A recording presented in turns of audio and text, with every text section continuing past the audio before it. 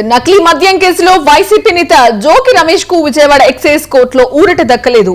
A2 Jaganmohan Rao, A18 Jogi Ramesh, A19 జోగి రాము bail పిటిషన్లను న్యాయస్థానం తిరస్కరించింది. కొంతమంది నిందితులకు బెయిల్ మంజూరు చేసింది. నేటితో రిమాండ్ ముగియనుండటంతో జోగి రమేష్, జోగి రాము సహా 13 మంది నిందితులను అధికారులు కోర్టుకు తీసుకొచ్చారు. ఈ నెల 31 వరకు నిందితులకు న్యాయస్థానం remand పొడిగించింది.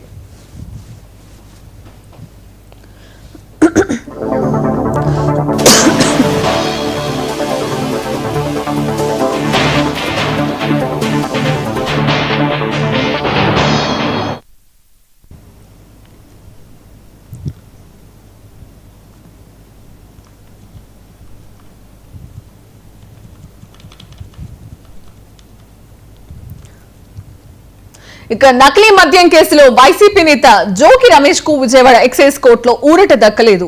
A2 Jaganmohan Rao, A18 Jogi Ramesh, A19 జోగి రాము బెయిల్ పిటిషన్లను న్యాయస్థానం తిరస్కరించింది.